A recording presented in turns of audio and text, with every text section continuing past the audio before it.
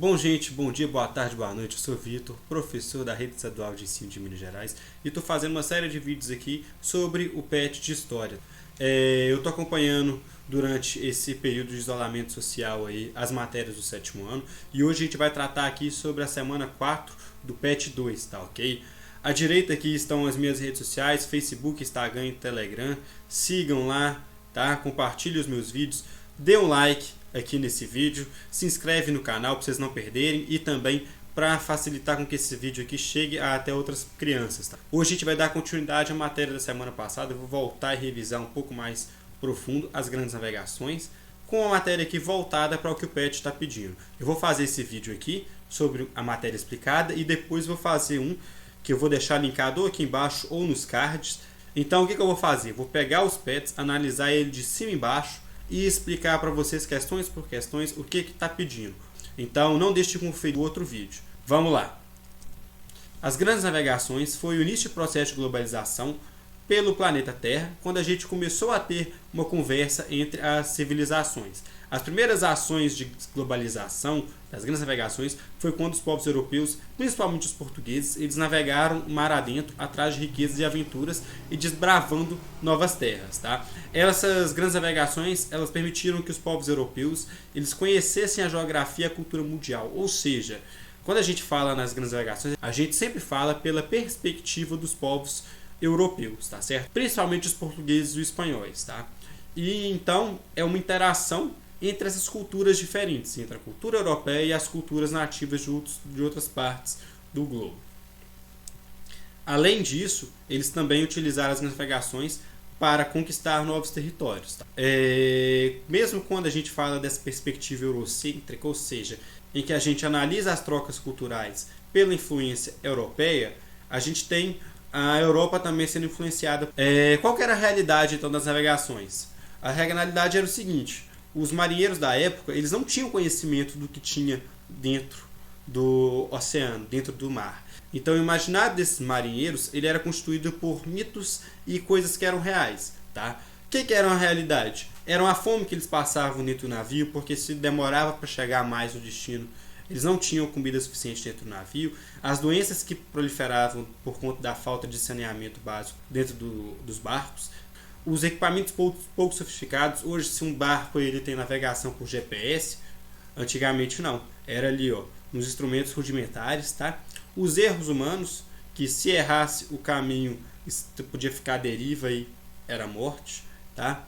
O acidente devido ao desconhecimento do território que exploravam, eles não tinham conhecimento como que era por baixo da água ali, então se eles aproximassem demais de um coral, de uma zona de pedras ali, eles podiam perder a embarcação, naufragar.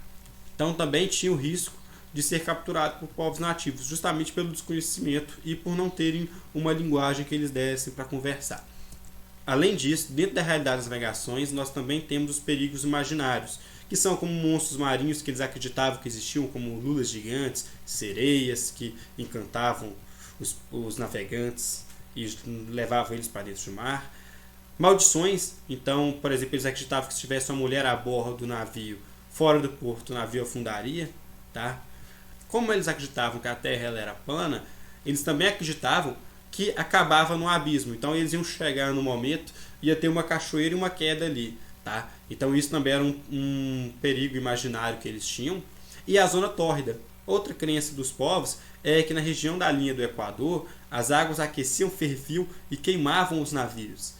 Esses então são os perigos reais e imaginários que os navegantes enfrentavam naquela época. Falando então em meios de navegação, a gente tem as caravelas e as naus, que eram os barcos mais utilizados na época. As caravelas eram menores e ágeis, tá?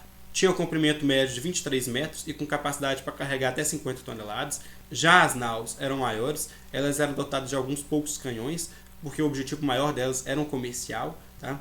Elas eram caracterizadas por ter esses 3 mastros aí, com as velas mais arredondadas. Elas eram embarcações maiores, tinham em média até 65 metros de comprimento e 20 metros de largura, com a capacidade de carregar até 5.000 toneladas. Então, era muito maior do que uma caravela, tá? Só que era mais lenta também. Falando de instrumentos de navegação, a gente tem a bússola, que era o principal instrumento utilizado, que é caracterizado por ser uma agulha que é magnetizada e ela sempre aponta para o norte magnético, que é próximo ao norte geográfico, tá?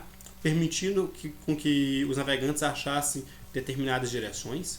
Temos a esfera armilar, que é uma representação reduzida do cosmos, tá? Representação das posições do Sol, dos trópicos, do Equador, dos meridianos e dos polos.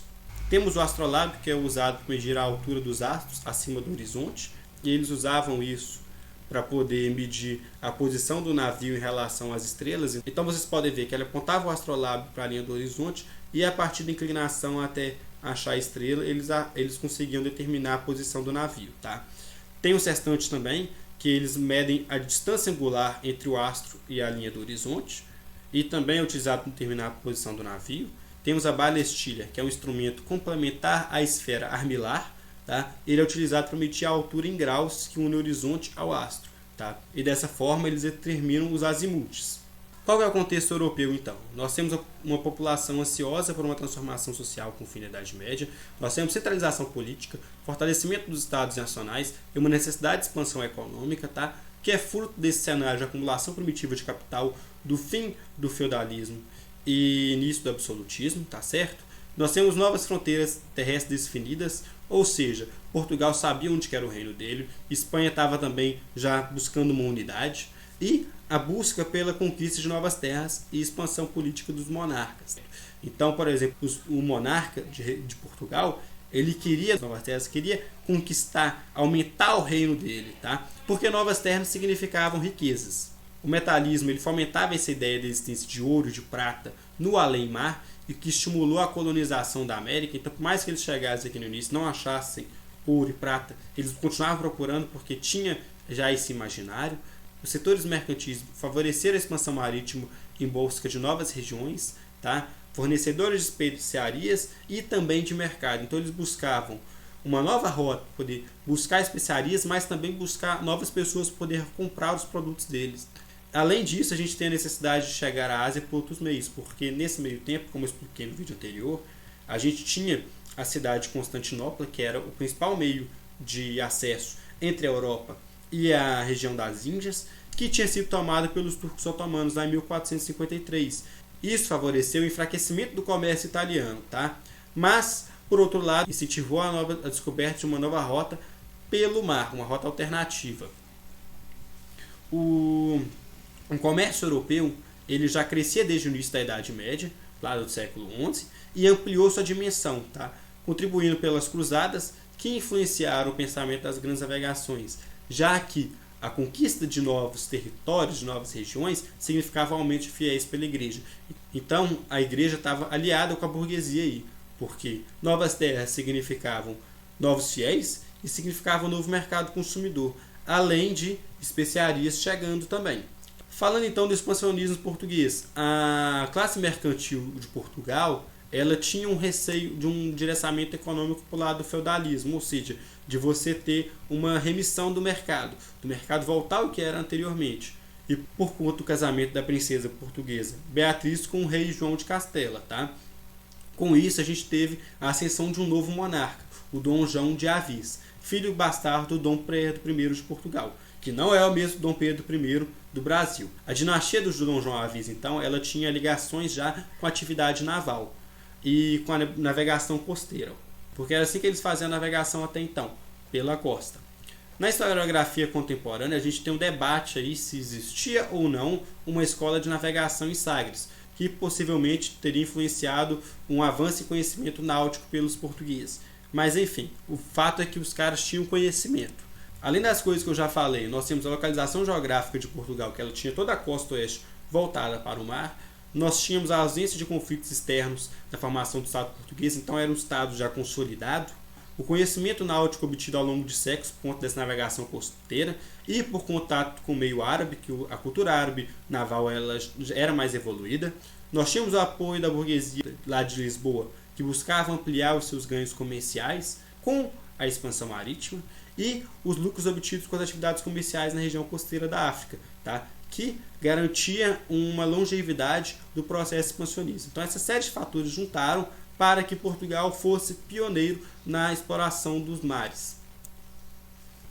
Aí nesse mapa vocês podem conferir algumas rotas traçadas pelos portugueses. Tá? Em verde aí são as primeiras viagens, pode perceber que elas são mais costeiras, na hora que chega lá embaixo da África elas voltam por conta do Cabo das Tormentas ali. A gente tem a navegação de Vasco da Gama, que foi um cara que conseguiu atravessar aí o sul da África e chegar a Calicut, lá na Índia, que eu vou falar um pouquinho mais depois. A navegação de Pedro Álvares Cabral, que chegou até o Brasil. A navegação de Cristóvão Colombo, que já é um espanhol, que chegou até a América e voltou. E a navegação de Fernão de Magalhães, que foi o primeiro a contornar a América do Sul por baixo e dar a volta e chegar em Portugal passando por trás do mundo.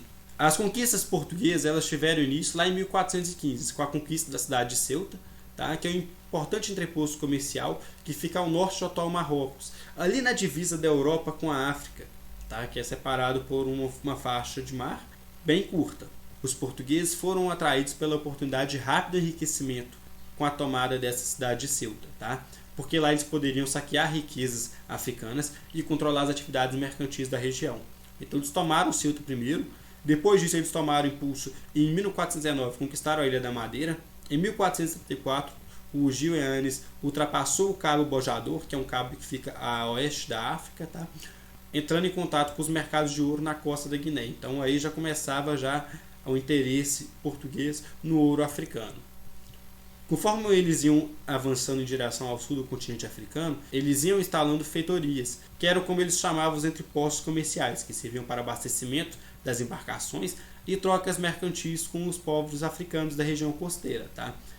Com a instalação dessas feitorias, eles conseguiram, com o tempo, estabelecer um comércio de pessoas escravizadas na África, tá? Dando origem a esse mercado que foi extremamente lucrativo durante os próximos séculos. Aí.